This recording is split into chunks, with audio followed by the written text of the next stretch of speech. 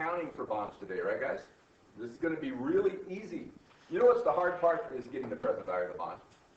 But is that even hard? We did it last time. I mean, it's a lump sum. Can you do a present value of a lump sum? Yeah. Can you do a present value of an annuity? That's what the interest is, right? Can you add the two together? This is no big deal, right? And then it's just that it's all one big problem. It just follows on, follows on, and follows on. When we got done this last hour, I asked the students who were there, and I should ask you guys the same thing when you're done here. Don't you feel really good about sticking in this class? Because now we get to this really hard stuff that's not hard anymore because you've been working hard. And so it's going to be kind of easy. And I'm going to give you all kinds of points. Because I know it's hard. When we started the class, this would have been ridiculous, right? But now, you know what a debit and credit is. You know what revenue is. You know what expense is. You know how to make journal entries. You know how to calculate present values. You know what you're doing, right? Just let yourself use it and relax, okay? Anyway, so we did a different example than the other class did, just to make my life so much more exciting. I do the same thing back to back for 2 hours. So anyway, it made it real exciting. Anyway, let's do the two of them we did. Here's our bond, right? Our face was how much? It went away again. I know how I do that. I know how I change things. The face is what? We did 100,000 between? Yeah. Mind you guys. Okay, and what was the stated interest rate? 7%. I think it was 7%. But then it was semi-annual, right? Yes. Which means that it's every 6 months, of course. They're making payments, right? Making interest payments. So that makes the interest really not 7%. It makes it what? 3.5%, which meant that it was 3.5% of 100,000 or 3,500. Coming back, look in your notes there. Okay, so it's 3,500 right now, okay, every time. So that stays the same, right? It doesn't matter if you sell this thing for a discount or a premium, right? The bond is still the bond. That's printed on a piece of paper, right?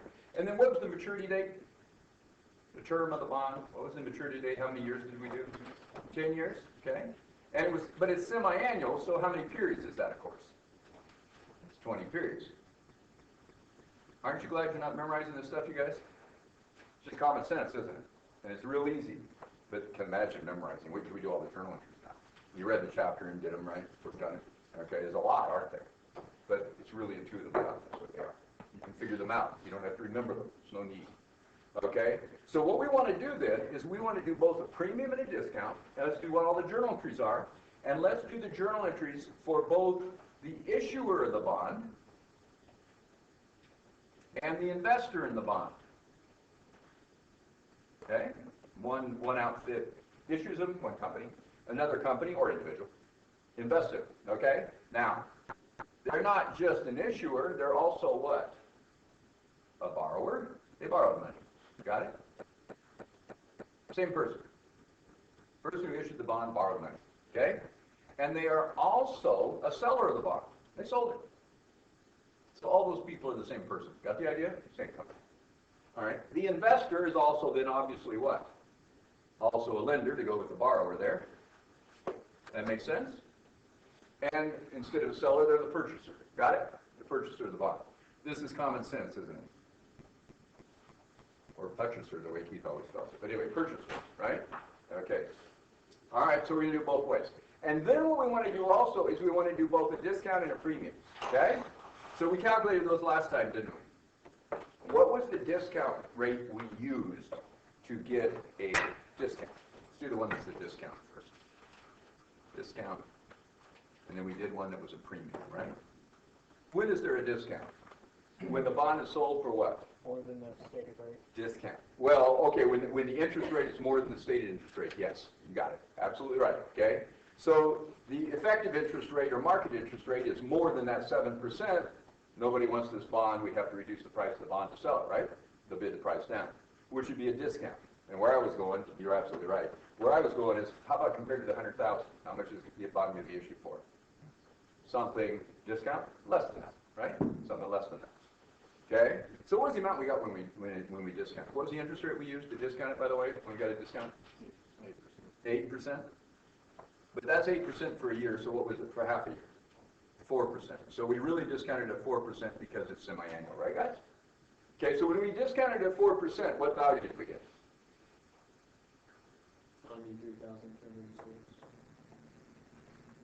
You mean I borrowed 93,206 and I'm going to pay them back 100 at the end? Yes. What's the extra 7,000 for? Additional interest. In addition to the, how much interest are we paying over the time? 20 times 3,500? 70,000, right? So it's 70,000 plus another 7,000. Got it? 6,800. Really? That's it, isn't it? That will be the interest expense I'll have. So if I'm the issuer and I have that interest expense, what does the investor have? Exactly that much interest revenue, right? And all we're going to do is we're going to spread it across the years using the effective interest method. Okay? Oh, by the way, in the book they show you the straight line method. We're not going to do that one. You know why we're not going to do that one? Because it's not the most reliable one. You always have to do the effective. Everybody uses effective. Everybody. Nobody uses straight line. Why do they have it in the textbook? Because you're not supposed to be smart enough at this point in your career to learn something as complex as the effective interest method. You guys know how to discount. If you can discount, can you compound? I think so. This is just not a big deal. So wouldn't you rather just learn one way, that people actually use instead of learning two ways? Or learn the easy way and then later have to learn the right way? That's just silly, right? So I never like to teach students things that people don't use. That's bizarre, right? I don't understand that. Okay, so anyway, what do we want to do if it's a premium? What was the rate anyway for a premium? It must have been something what? 8% was more than 7. It had to be less than 7. So we used 6. That's fine. That's because we wanted to pick up the table with 3% on it. For half a year, it's 3%. So now I discount it, and guess what? If premium, it's going to be sold for more than what? More than 100,000 pesos. So how much was the premium? 107,341. Excellent. Okay? So I got 107,341. Okay? Great. Now, what is that? I borrowed 107,341. I'm only going to pay him back 100 at the end? That's right. But you're giving him 70,000 of interest, and that's too much. So 70,000 less the 7,341. Got the idea? So about 63,000 is the appropriate amount of interest to be 6% interest. Compounded semi-annually. Got the idea? That's all we're doing. Now, again, why do we do this? Somebody asked me after class last time, so I'll do that again with you guys. Why are we doing all this nonsense? Look, a couple years before you start issuing the bonds, you get together with your investment banker, the company does, the board of directors and stuff, and you decide you're going to issue bonds. I'm going to issue 100 million of bonds. They're going to be in $100,000 increments, right? So you can buy as many as you want of 100,000 increments. That's the minimum, right? Up to the whole 100 million if you want them all, right? We're going to raise 100 million. We're going to borrow the money. So the investment banker and us decide what interest rate it should be, right? We guess what the interest rate is going to be. Is that the interest rate 2 years later? No, because expected inflation will change, and you know what else will change? The market's perception of our riskiness, and therefore our risk premium, that portion of the interest rate will change, right? It could go up or down. The economy can change, right? Expected inflation. The riskiness of our company, the environment we're dealing in, the country we're in, could all change, right? So we take out our crystal ball and we guess, and of course we're wrong. Then there's one other thing, 1 second. Even after we issue the bonds, what happens every day? Interest rates change. As interest rates go up in the world, what happens to the value of all the bonds that are sitting there with a now lower interest rate? What happens to them? Interest rates in the market are going up for everybody. As expected inflation goes up, it goes up. Or uncertainty in the world, wars. Interest rates go up. If interest rates go up, what happens? All the bonds go down in value. When you invest in the bond market, you want stability. You don't want things going crazy, right? Okay, but what happens if you get lucky and you're investing in the bond market and interest rates go down? Now you have a bond that pays 10% interest. It only justifies 8. What happens? Everybody wants it. Drives up the price of your bond. So your investment in the bond increases in value. Got the idea? Okay, all right. And as you read in the chapter, you can even retire your bonds, can't you? We'll do that in a review session. You can retire the bonds, can't you? Right? Or you can do it on your own. I had to do a problem or two with it. You've got to do it by now. Okay, good. Well, let's do this then. Let's do first the discount, okay? Let's do this discount one first, okay? On both sides. If it's a discount. So this is the one with a discount. You don't have to write discount on it, of course, because you know it's a discount because you're recording discounts. Tell me what we're going to record. Let's say the day we're going to issue these bonds is January 1st of year 1, okay? When will the interest payments be if we issue them January 1st, year one? Maybe June 30th, huh? Of year one, then December 31st of year one, then June 30th of year two, and so on, right? December 31st. I'm sorry, I went by your question. You answered it. Oh, okay, good. Either that or you forgot what it was. That's really my technique in teaching. It's such tough questions, I just keep running going, and I don't have to answer them. Remember that when you're in business meetings, not kidding, don't do that. Yeah. Boss wants to ask you a question, don't say, oh, later. Yeah, no. Okay. What's really funny is the executive MBAs will do that. These expansion managers, and they'll get up and be doing a presentation, and I and a couple other faculty members will be sitting out there in a high-pressure environment, asking them questions and stuff, and I'll ask a question, and they'll say, well, we're going to get to that later in the presentation. And I've gotten up and walked out of the room before. I am an investor with $100 million that you would like some of it. And you're going to answer my question later? No, you're not. You're never going to answer my question. It's not about your canned steel, right, guys? What is it about? Communicating information. Doesn't matter the order. So it's horribly rude for me to wait. That's what the hell you're just a student, right? You're paying my salary, kid. Are you aware of that? Yes. Yeah. You're my customer. Now, okay. I don't know if you made a good purchasing decision, you know. Yeah, okay, anyway. I got a little laugh out of that. Okay, anyway. What do you want to do? What happens to the issuer? They're going to get less now because the bond. That's true. But what do they get? We're doing the journal entries now. Oh. They get how much? 93,206 of. Cash. Is there anybody in the room that doesn't know what to do? You got cash, what do you want to do? Debit cash in my world. I know you know that too. Use what you know. Guess what's going to happen to the investor? Yeah, I get paid for doing this, isn't that fun? Okay, anyway, credit cash, 93,206. It's easy, isn't it? Yeah. Okay, then what else? Credit bonds payable for 100,000. Bonds payable. Now here's the deal. He wants to credit bonds payable. That's good for the whole 100,000. Read the chapter, didn't you? I like it. Okay, credit bonds payable for 100,000. We do it by convention, which means just because we do, right? Basically, right? It's how we do it. Okay, by convention, we put the whole 100,000 in the bonds payable, and then we record either a premium or a discount. Okay? So discount on the bonds payable. Yeah. So the difference, we got to debit something. How much is that? 6,794. Is that what that is? What's that going to be? Discount on bonds payable. Excellent. And what kind of account do you think that thing is? Contra liability. Contra liability. Yeah, it's just like accumulated depreciation. You know, you got equipment or building, less accumulated depreciation is net. You got accounts receivable, less allowance for doubtful accounts, and the difference is net, right, guys? Okay. So what is this? This is bonds payable less that contra liability. Discount on bonds payable is the amount that we owe, right? Is the payable. Everybody agree? It's 100 less 794. We borrowed 93,206. We didn't borrow 100,000, of course, right?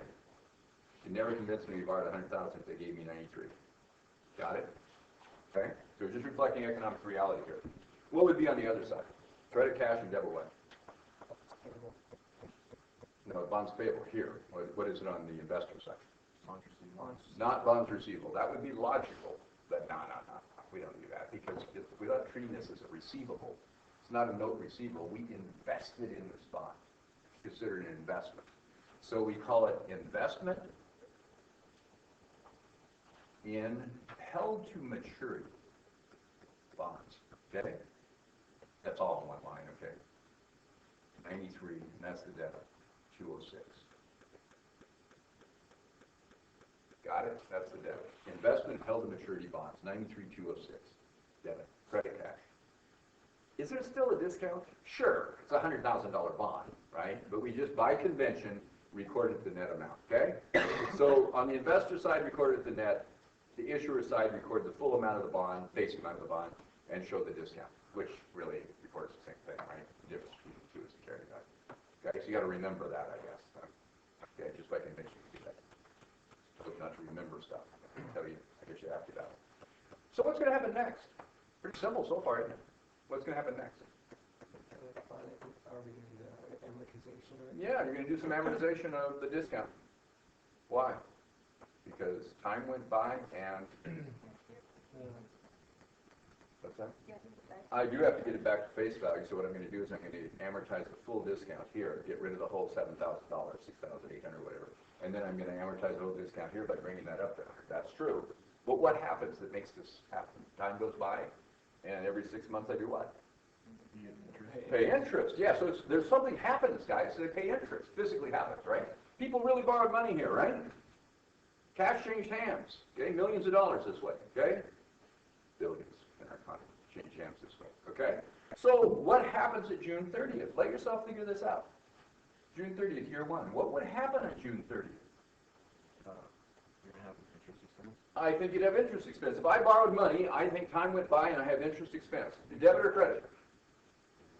Debit, of course, because it's expense, isn't it? Excellent. Okay. What do the people on the other side have? Interest revenue. Revenue, right? They earned interest payable as I owe these interest, but I'm going to pay it, so it's going to be a credit to cash, not payable. Okay. So it's interest revenue, and is that a debit or credit? It's revenue. It's credit. I'm just glad you know that stuff without even thinking about it. It's nice of you. Okay, and then what else happens besides I incur interest expense? If I borrow the money and if I lend the money, I have interest revenue, right? What else happens? You get the cash, sure. So these guys receive the cash, right? And what happens to the other ones? The borrower, issuer. They credit cash. How much cash was it, by the way? It's always the same amount. How much is it? $3,500. So we're going to make this journal in here we're doing right now 20 times over the 20 payments, right? But it's always going to be the same debits and credits. So once you got them, don't you? Dollar amounts are going to change, though, okay? But not the dollar amount of the cash. It's always $3,500, right? The interest is $3,500 every single time. Remember that? It is, isn't it? 3.5% of the 100,000 every time. Okay, so all we really need to do now is calculate how much is the interest revenue and interest expense. How would you do that? How much is borrowed, everybody, to start? Not 100,000. How much is borrowed? 93,206. It is 93,206 is borrowed, isn't it? How do we know that? Well, whoops. Now what did I do? Uh-oh. Probably going to load something. Okay. So here's what I've got. I have bond payable with $100,000 right? That's just this credit right here. And then I have my discount on bonds payable with 6,794. You like that? That's what I got. And the difference between those two is how much? The amount that you pay for the bond. It's the 93,206, which is the carrying value of the bond, and that's the amount obviously I paid, right? Or they paid me for the bond, okay? When I issued the bond. What's my interest rate? What did I discount at, everybody? 3% per period? 3% per period, right? 8% is a stated rate, so I pay 4% every period, right? But we said that the effective rate is 6%, right? So I discounted it at 3, or half a year, right? Over and over, compound every half year. So it's going to be 3%. If you discount at 3%, you better compound at 3%, or you will not unravel the deal. It's the most common mistake people make. They switch here from the 3 to the 4, and everything goes nuts, right? Or they'll discount at 4 and then use 3 here, and everything goes nuts, okay? So anticipate what your answer should look like, huh? Okay, so what's 3% of 93,206 is all you have to do. What is that?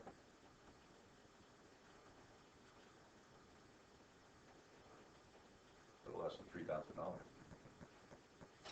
$2,796. About. Okay? And really we use the pennies in real life, of course. Okay? All right, 2,796. I think that's the interest expense. What do you guys think? Oh, gee, it doesn't quite balance.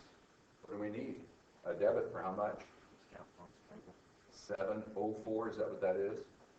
And yet, what am I going to do? Whoops. You're wrong. You said you had 6% interest rate, but this is the discount too. It says the standard is 7%, the discount's at 8, and the premium's at 6. Oh, the discount was 8, it's 4. Who caught that? Thank you. No wonder you're looking at me so strange.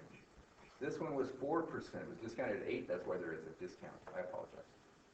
Yeah, let's try that again. Okay, what was the difference between those two again? 93,206, right? carrying amount. We discounted it 8%, so compounded 4. And that didn't work. By the way, you immediately notice we did something wrong, don't we? It's got to be a debit, right? If that were the case, and we don't get to have a debit, that's not going to work. What's going to happen to our interest expense, of course? Should be higher. It's got to be higher than the 35. I apologize. Okay. All right, so times 4%, right? Here we go. So I guess that's an example, totally unintentional, of if you screw up, you'll catch yourself. It's impossible, right? Okay, what's 93,206 times 4%? 3,728. I like that one better, don't you guys? 3,728. There we go. What does that do for me? Now what do I need? I need a credit of how much? 220. Guess what that's going to be? You were absolutely right. What is it?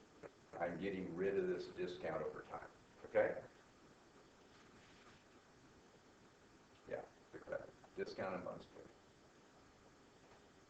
So look what's happening to your discount. You take 228 out of here, and now what do you have in the discount and bonds payable? 6794 less 228. How much is that? 6,566. Excellent. So what's my new carrying value for this thing? For doing the interest next payment. What's just happened here? Now it's 100 less 6566. Now on December 31st, you take 100,000 minus 6,566 and then multiply that by 4%. You got it. So how much is that? What's 100 less 6566? New carrying value. 93,434. By the way, that would be on your balance sheet, right? It's on your balance sheet. The interest expenses on your income statement, right? That's what we're doing. Okay? All right? Well, let's try it on the other side. What's that one going to look like? What is in investment in held-to-maturity bonds? Remarkable. What is it? 93,206. You guys agree with that? Which is exactly the same as the carrying value on the other side, isn't it? Right? Of course. One owes the money, the other one is owed the money. Yeah. Okay? Got to be the same. You know what would we do? Take 4% of that? What would we get? 3728, of course, right? So this is 3728. We're still going to amortize away that premium, or that discount rather, but how are we going to do it? What are we going to put the 228 to? You still got the amortization of the discount, but where's the discount at? It's in the investment held to maturity bonds account. I want to raise that from 93,206 to what by the end of the 20 payments? 100,000. Yeah, that's all we're doing. Okay? So how much is that going to be? Debit investment held to maturity bonds for 228. And what's that going to make your new carrying value here to start the next period? On page 4 Yeah, exactly the same. 93,434. And then we're just going to keep right on going. Okay? By the way, you guys, when you look at this, let's repeat this again. If somebody gives you 93,206 for those bonds, if that's what they invest, so that's what they loan you, right? And you're going to pay them back 100,000. Plus, you're going to pay them 70 of interest, right? 3,520 times. How much interest am I really giving them? 70,000 plus what?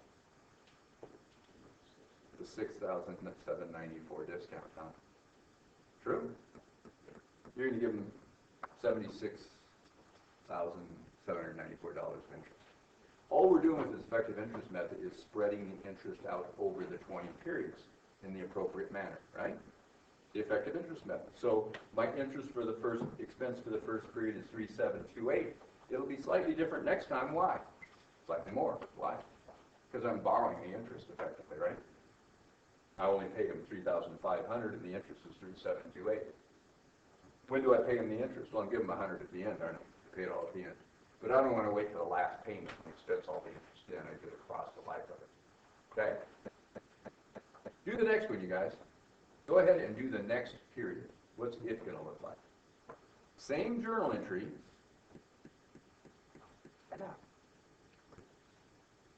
Same journal entry.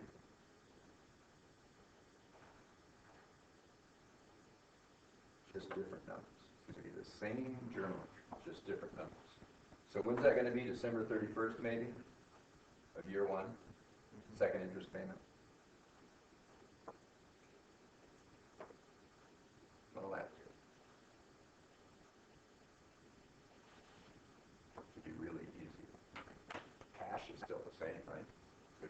expense will change, which will make your amortization at the discount change too. Exactly the same.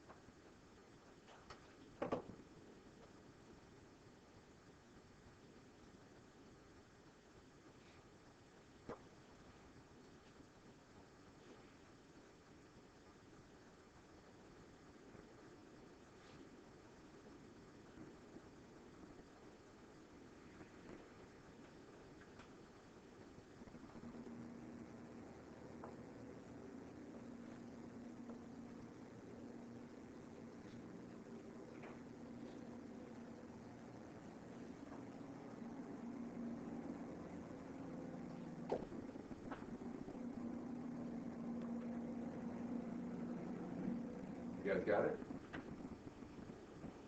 What am I going to debit? Interest expense.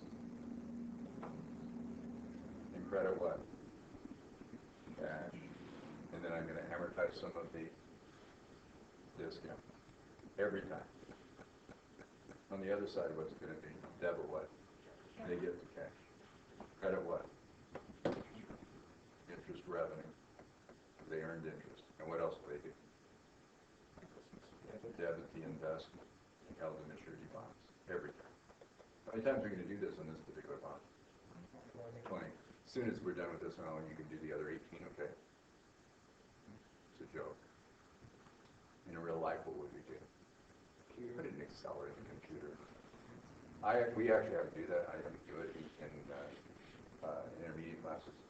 You put the first line in Excel, then you drag it all down and say fill down. The numbers magically appear, it goes down to 0. So it takes a millisecond. After you put in the first column, the first row across, it takes maybe 2 minutes. Do something like this. You don't have to do an amortization. It's really, really valuable. Did the other class, you just bought a car. And they were explaining the loan documents to him, and he realized they didn't know what they were talking about.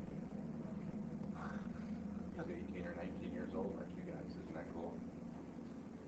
Poor sap trying to sell him a car. I said, you didn't tell him you didn't know what he was talking about, did you? He says, no, I'll give you a good deal on the car. Sold him. But he didn't listen to him anymore. What if he had been interviewing that fellow to go to work for him? I'm not hiring you. I don't know what you're doing. When you interview people, you just have a casual conversation with them, and they let you know whether or not they know what they're doing. If you do know what you're doing, right? Well, what about this? What do you think of this? What do you think about what's going on in the economy? No kidding, right? You don't have a clue? What, you don't read a newspaper? You don't know what you did read? If you did read it, are you kidding me? So, we're giving you guys an education for a whole lot of reasons. Okay, anyway, how much cash is it? Every time it's $3,500, isn't it? Okay, how much interest expense and interest revenue is it? What would you do? 93,434 times what? 4%. What'd you get? 3,737. And notice you got a little bit more. Okay, that's the interest expense. It's also the interest revenue. Look how easy this is. These are going to be 40 or 50 points for the rest of the semester, huh? Being able to do this. Really going to pay off if you stuck in there, you guys. It's not easy. It's just you know what you're doing now, right? That's what's happening. This would be hard. Imagine we did this first day. How many of you would drop in? Yeah, so you come a long ways, guys. You really have. Hope it shows up in the final. What's that going to be? It's the difference, right? So when you put 237 here, what's going to happen next time? Whatever those two added together is the carrying value, right? That'll be what the interest is. And then what happens over here? Take the 237 out. Okay? Yeah, big deal. And the carrying value will be the same on both sides. The interest is the same on both sides. We do this, couldn't we? Okay, after I do, this is going to be the hard one now. After I do it 20 times, what will be the balance in discount? 0. What will be the carrying amount of the bond? 100 less 0. What will be the balance over here in the investment side? 100,000. And we got it, don't we? Okay, so give me one more entry.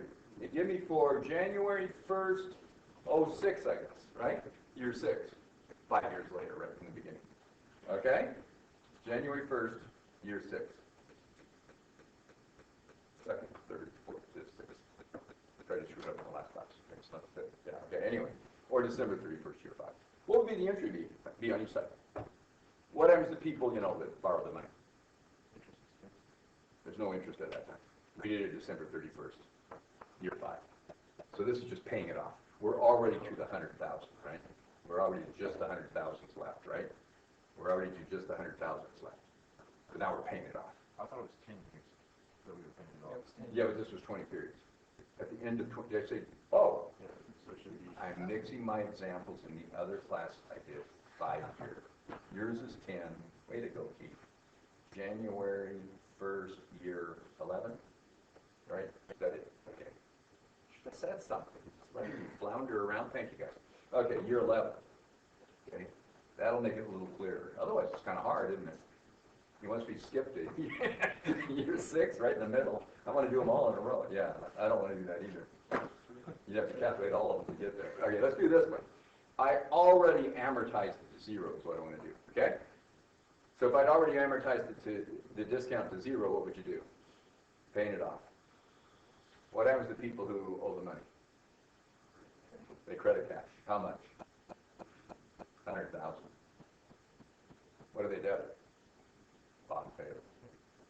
And they're done. So don't you hope I give you this on a quiz test plan? And at the end, what would you do? Well, yeah, obviously. Okay, what happens on the other side? Debit cash. Yeah, I think so. Come on, you guys. Okay, credit what? Investment. Yeah.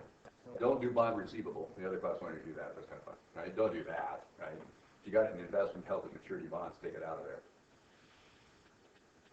By the way, why do we call it investment held at maturity?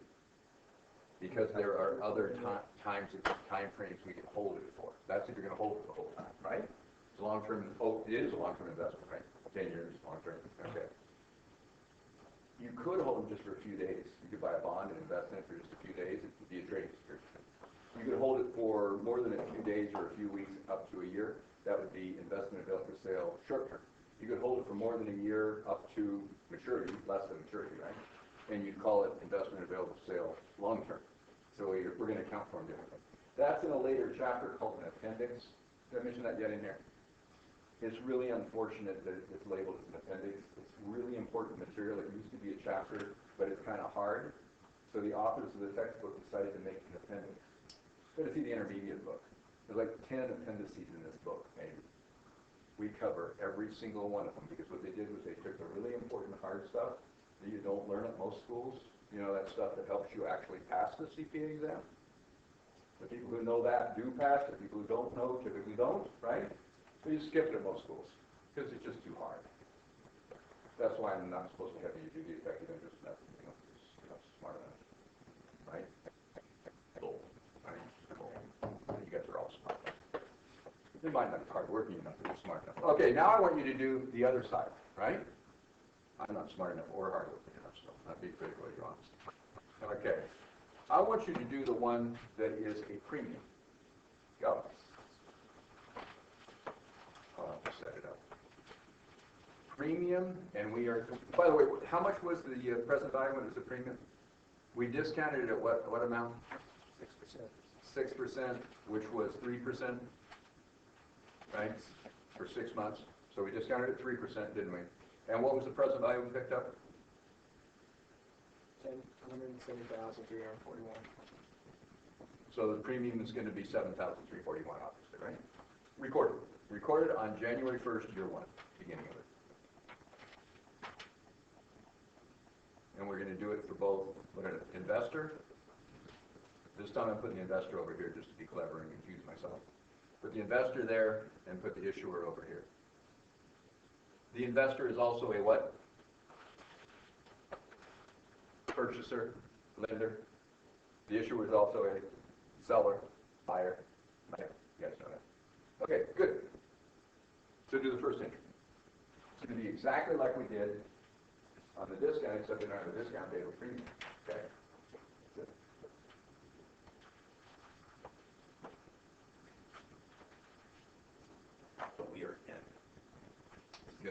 going to look a lot the same. Key thing is make sure you calculate the present value is right, get the right value on that bond. Everything else is going to just fall in place.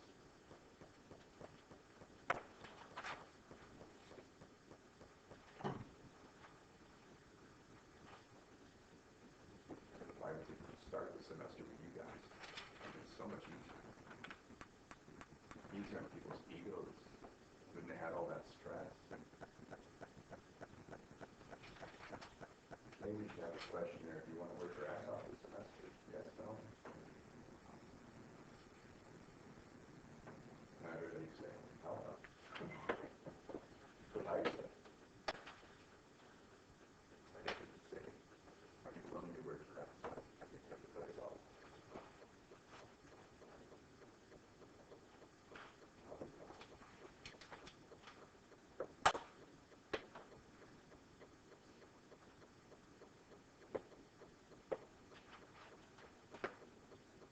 You already did it? It's easy, isn't it? Okay, what do you want? The people that invested, what do? They pay out cash? Credit cash, how much? $7,341. And what would they debit? Investment in held to maturity bonds. Easy. Don't call it a bond receivable, right? It's not. You're not really lending the money you're investing, so we can do it. Okay? On the other side of the deal, what happens? I bet they receive cash. I bet it's the same amount. Okay. What else are they going to do? Bonds payable, how much? 100,000. Yeah. It gets easy so fast. What's that going to be? Premium on bonds payable. By the way, the discount was a contra account, contra liability. What do you think this is? Contrast. No. Still a liability. That's a liability, and that's another liability. Somebody in the other class called it an adjunct liability, which is one of the terms, but I don't like that one as well. I like this term better. Addendum liability. Isn't that cool? An add-on one, right? Adjunct or addendum liability. The premium is the financial liability, Yeah. and then what's the investment on bonds? Oh, what is that? Asset, long-term investment, right? Asset, it's a long-term investment. Absolutely. Okay, good. Glad you asked. Okay. Got it? Investment held to maturity bonds. Held to maturity. That's an investment, right? So it's an asset. Invested in another company's bonds. It seems funny, doesn't it? You invest in debt, it's an asset. Oh, sure, they owe you money, right? Like a receivable. Premium and discounts are both contra liabilities. Well, the premium's a The premium's an addendum and the discount is a contract. Okay, anyway, fine. And I'm not going to test you on it, on either one of those probably, but you just call them a discount. Okay? All right. So let's do June 30th, okay? It's going to be exactly the same thing. Go ahead and do it. The first payment. I bet you can do it. Remember what interest rate you discounted at? Keith never does, apparently, the first time I went through, but what is it? 3%, right? So what are you going to compound that? 3%. How much did you borrow? Or lend, whichever side you're on. 107,341, right? Take that times 3%. You got interest. Okay? This time, though, you'll be amortizing a premium instead of a discount, so it'll look a little different, right? Still cash flowing. Still the same amount of cash, isn't it? So get the first entry there. Okay. Of course.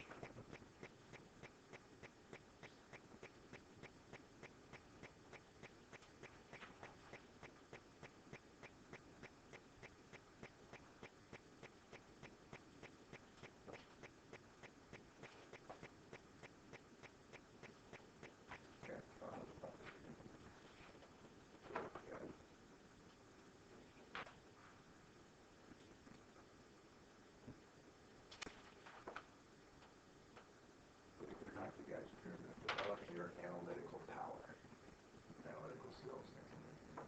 Start doing math class. This part. A lot of relationships. Everybody wants to hire people with strong analytical skills. Me too. When I don't know how to do something, I like to hire some young person to help me figure it out for me and explain it to me. Well,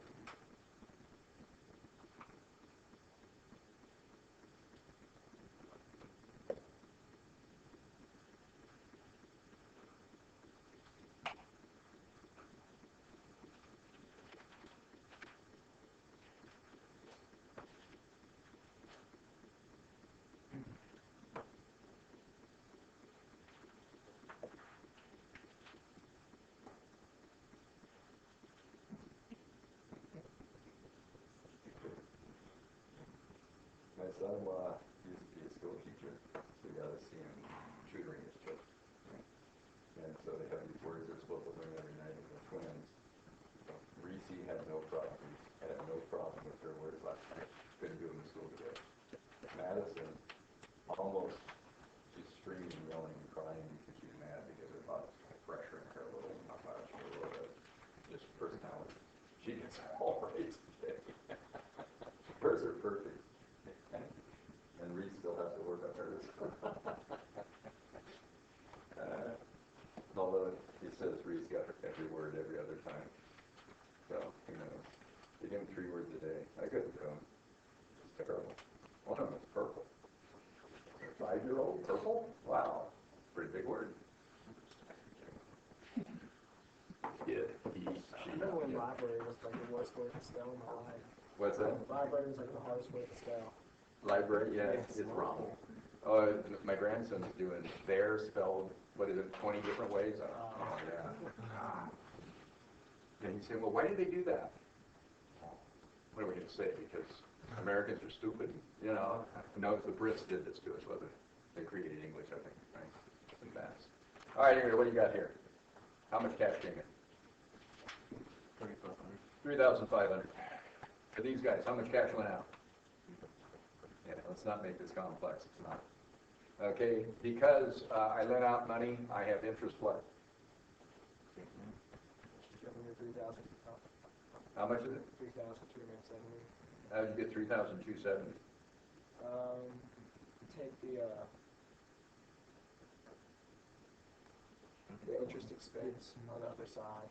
Well, it's the same for both sides, though. Yeah. 107, 340 was the carrying value on both sides, right, guys? Yeah. Okay, and then what do we have? 3%. 3%. That's it. That's the big trick, right? Okay, that's what you discounted at. That's what you're going to compound at. How much is it?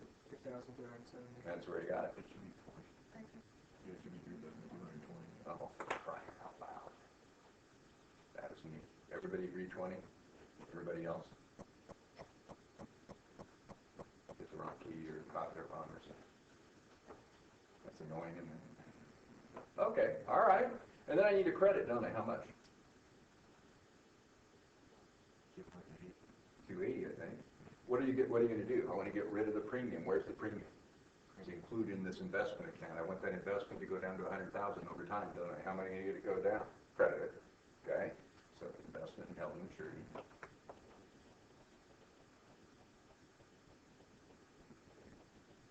Keep pounding your head against this stuff until it just makes sense. It just falls in place, right?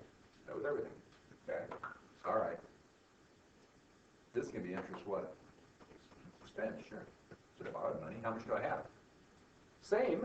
You take 107,341, that's what that is, times 3%. What do you get? 3,220, don't you? Everybody agree? And what now? What do I need? A debit for how much? 280. What's that going to be? Premium on. Premium on bonds payable. I'm going to get rid of that over time, aren't I? Do the next one. Do the next payment. Next interest payment.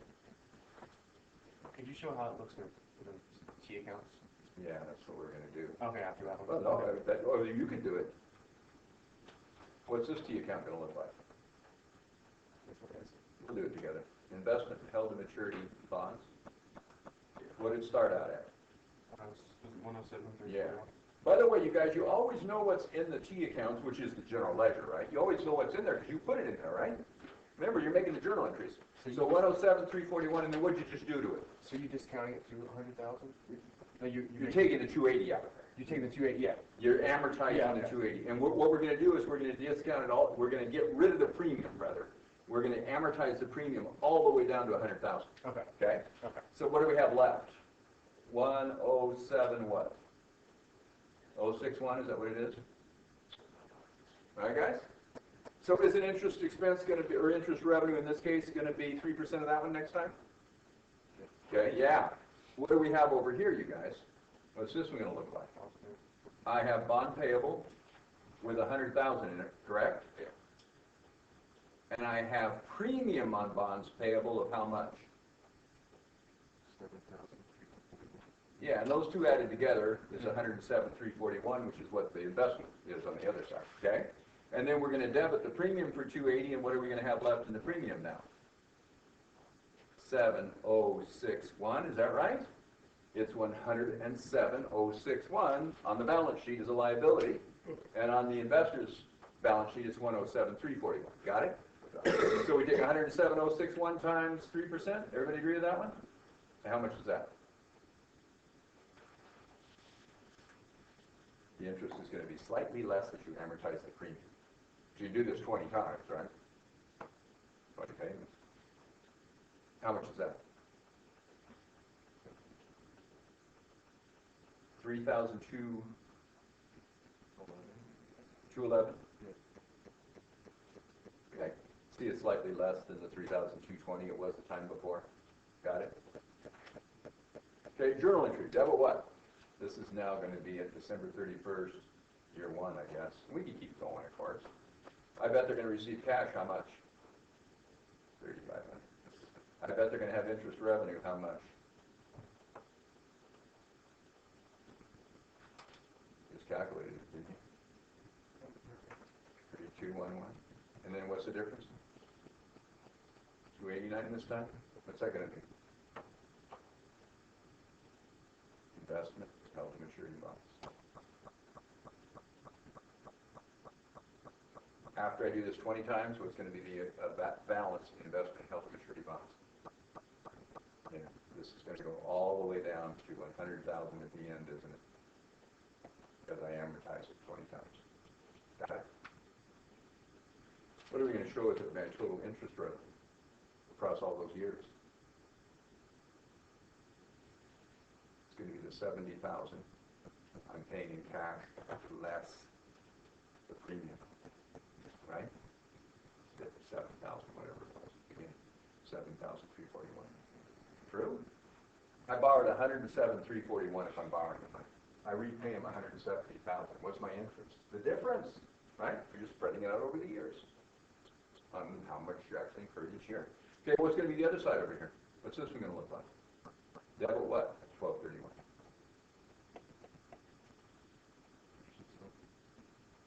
No. I'm sorry, yes. Yes. Well, yeah. Yes? Okay, interest expense, how much? That's our thing. 3,211. Yeah. I just wanted you to be wrong so bad. Okay, credit what? Yeah. What's that, 3,500? All right, what's this 289 this time? We're amortizing that premium, getting rid of the rest of the premium, aren't we, guys? And what's the premium going to go down to over time? You take another 289 out of here, right? You got the new balance, right? You owe a little bit less. You have a little bit less interest the next time. What's it going to do over time? Premium will go to what? Zero. Okay. So I guess I was thinking ahead. What are you going to do at the end? At the end, after all of it's amortized and you're paying off the debt, what will it be? What will happen to people that have the investment? 100 grand credit. Bond payable. Whoop. They have the investment. Trying to do it without thinking, aren't you? Investment in bonds payable, held to maturity bonds payable, maybe. Bonds payable, held to maturity bonds. Investment held to maturity bonds, 100,000. No such thing as investment bonds payable. Okay, and what's this going to be? Credit cash. And debit, bond payable. You got it, don't you? It's the whole picture. So imagine what kind of problem I'm going to use. Over and over and over. Value the bond. I promise I'll give you one with a discount, and I will give you one with a premium. I will have you, but not on the same quiz or test or final, right? One or the other. So relax and do it. Right? When do you have a premium?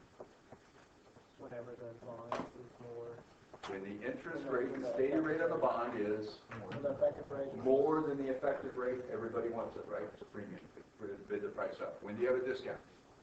When the effective rate is more than the stated rate, right? Nobody wants it. They discount it down.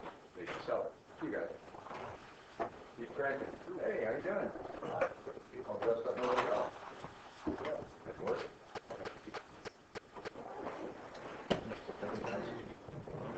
Thanks. On. Work. Together the same.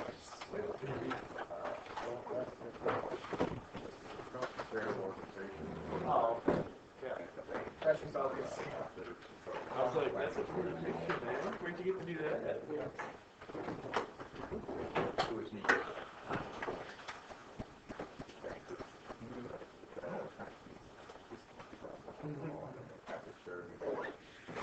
First thing